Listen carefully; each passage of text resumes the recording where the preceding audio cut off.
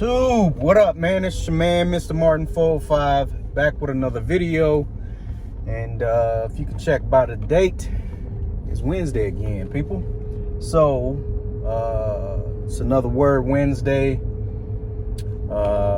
Really today, man, is just being more conscious of, you know what I mean, the situations that, you know, people around us may be going through that we have absolutely no idea. But we'll be back to talk about that.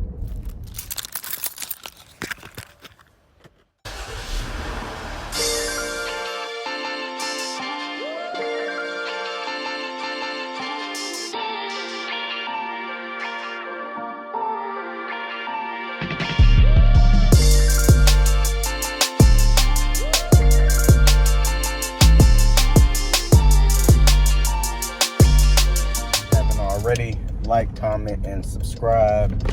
Everybody that already has, man, I appreciate y'all. All right, so chopped it up with a classmate earlier. We were just pretty much, you know what I mean, catching up on life. You know, everybody pretty much gets engulfed with what it is that they have going on in their life. You know what I mean, somewhat like myself having to jump on Christmas, and then right after that, you know what I mean, our son's birthday is on January 2nd. So, you know, on top of holiday season, birthdays, you know, your regular 9 to 5, you know, you can get kind of tied up. But pretty much catching up, and you know, in the midst of that conversation, you know, and finding out, you know, what personal issues that, you know, that person was going through or whatnot, in regards to, you know what I mean, getting a divorce and having to deal with, you know what I mean, just life in general. I don't know if a lot of you have heard this, you know, whether it be in sermon or whether just be in regular talk or whatnot, but for those of you who have not been through a divorce, or, you know what I mean, witnessed that, whether it be personally, you know what I mean, or seeing family members go through it, you know, like they say, you know, it's almost can be, you know, equated to a death in the family, you know what I mean? Not only in the separating of, you know what I mean, a husband and a wife, but, you know, it's a whole different, you know, animal if you have children. So me personally, I've been on both sides of it, you know what I mean? My biological father and my mother were, you know, together somewhat, but I was, you know what I mean, still an infant at the time. But in having to, you know, get reacclimated with life, being with my mom, and, you know, I hate using the term stepfather, but growing up from an early age, you know, not having my biological parents under the same roof or whatnot. I mean, I had my own bowl of issues, so having to learn things on my own, whatnot. And of course, I, you know, was taught plenty of things from, you know, my dad, and as well as my mom's siblings and the whole nine. But also to, you know, grow up and witness the actual side of, you know, personally, the personal side of, you know, being divorced. Things didn't work out between me and the mother of my, you know, oldest children.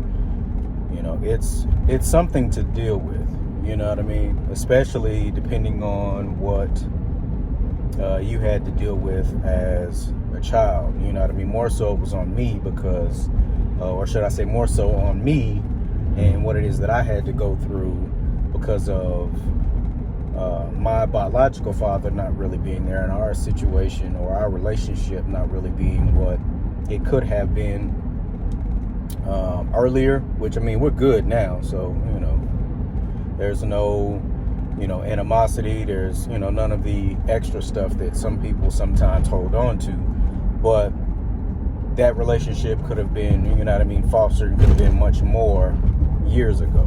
You know, I was 22, 23, you know what I mean, at that point in time when I, you know, fully let that go, and we actually had a talk and actually start moving in a positive direction, you know what I mean? So but actually going through it personally, I think it hit me a little bit different, because in my eyes, I didn't want my children to view me the way I view my father at that young age. So, you know what I mean? Not only in, being divorced, but also looking at it from a child's perspective. But getting back on topic of, not fully knowing what it is that someone may be going through. You know what I mean? We chopped it up for a little bit. Of course, I, gave well wishes, and said that there would be, prayers continually set up, for them, and that, that their situation continue to get better, because they were like, bro, it's hard. Like, I see now what, you were going through. And by no means do I ever wish that on anybody. I've always been an advocate for marriage and working things out. I mean, don't get me wrong, every situation is different as far as what it is that you're dealing with. But that by no means changes my stance on, a husband and a wife working things out. And I've seen all sides, whether it be, infidelity, whether it be, financially, whether it be, abuse, whatever the case is, I've seen it from all sides. And in most cases, I've seen reconciliation in almost every arena, when you look at dealing with each one of those situations. So, when you take the vows and knowing what it is that you're taking for them, for better or worse, for richer for richer or for poor, can't talk today, or in sickness and in health, like, that pretty much blankets the whole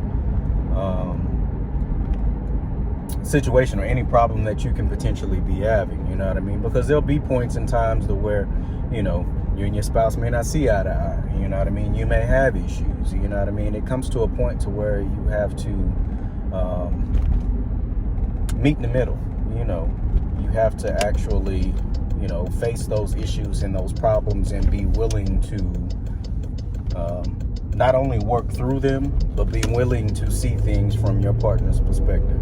And not just from a marriage standpoint, which again, marriage and any other ship that we travel on. When I say any other ship, whether it be friendship, whether it be just a regular relationship, whether it be coworkers or people around you, whatever the case is.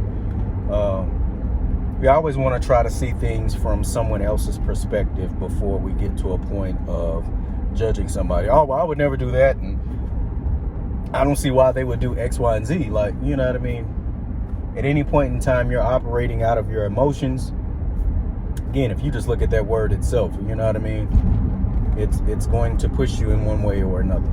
Either you're going to start doing things that you've never done before, or, you're going to kind of regress from who the person that you normally are, and, kind of shut yourself off from everyone. So, when you're acting out of emotion, and letting emotion rule you and, drive you in whatever direction that you may be feeling at that, point in time. Emotions change throughout the day and throughout our lives. So, we have to override those and not let our emotions override us. So, but within that same breath, checking on the people that are around us. I'm like, hey, are you good?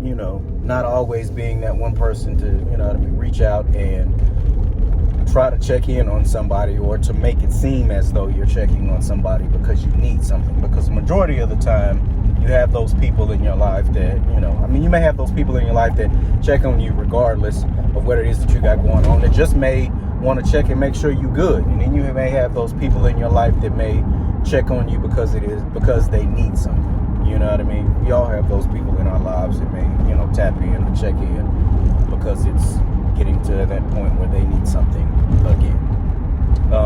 But getting to a point to where, we constantly check on one another, like God says, it's on us to bear one another's burdens, And at some point in time, that may be, a listening ear. It may be, being there for somebody, for them to be able to vent to. So then therefore they know, hey, I have somebody in my corner that I can go to. I'm not in this by myself. Whether it's, a loss of a friendship, a loved one, a divorce, whatever it is that somebody may be going through. We may not know you know, a person's personal situation and what it is that they're faced with, but God always knows. And that's why it is that I feel like he put us here, is to be there and be, you know what I mean, that helping hand, you know, when someone is going through something. But too often we, you know, are so engulfed in what it is that we have going on. And it's, don't get me wrong, it's a balancing act in, you know, trying to juggle the two, where it's take care of your own business in your own household and as well check on those around you. You know, I'm still navigating those waters myself and trying to make sure, you know, I give the proper time and, you know, attention to my wife and my children, as well as, you know, doing what it is that I'm supposed to do as a man, whether it be go to work every day, make sure I'm providing for my family, and, you know what I mean, checking in and make sure, you know, my family and co-workers, friends, neighbors, whoever, whenever I can, to make sure that they're good as well. You know what I mean? I need to fix these streets again, Oklahoma, bro. If you stay here in Oklahoma, you know what I'm talking about. But I'm not going to stretch the video out too much. But again, today is just about, you know, checking to make sure people around you are okay. Again, in the times that we're in, whether it be the virus stuff, whether it be, you know, people not being able to do the things that, you know, they were once able to do financially, trying to figure out where the next meals are coming from. These are the points in times that we really need to be checking on those around us. And today was a day that I was reminded of that. So just check on those around you, man. Be more mindful of someone else's situation, especially when it comes to, you know, you may be in conflict or trying to figure out the actions of somebody else. So before we, you know, react harshly, you know what I mean, try to get an understanding of what it is that person is dealing with. Now, if that person is just an overall, you know what I mean, butthole, and that's, you know what I mean, one thing, that's that, you know, who that person has always been. But if you've been around, you know, these people for, you know, a decent amount of time, you can tell if that's their character or if that's their situation that they're going through at the moment. So with that being said, man, I think I've missed the last week, maybe two, Modification Mondays, and get back on that, you know, with holidays and some of the stuff that's been going on. I missed that, but I should have that first Tech Thursdays coming at y'all tomorrow. So and I think it's just gonna kind of be a mixed bag, man, you know what I mean, with cool tech that's out there, whether it be stuff for your car or just tech in general. But y'all will see my first video, and man, y'all stay tuned.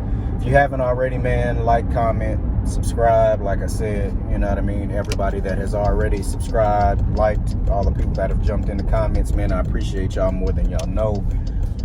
Again, y'all can jump in the comments, let me know if it's something that, you know what I mean, y'all would like to hear, whether it be on, you know what I mean, Word Wednesday, stuff that y'all would like to see on Modification Mondays, stuff y'all would like to see, period. You know, a certain tech that, you know, you've been eyeballing and kind of have a question about. I may do a little, you know, another video on the stereo that I have in the Durango. I've had several questions over that, so I may actually make another video of that because there's just so much to cover. But as always, man, appreciate y'all. I love y'all. Mr. Martin 405. Peace.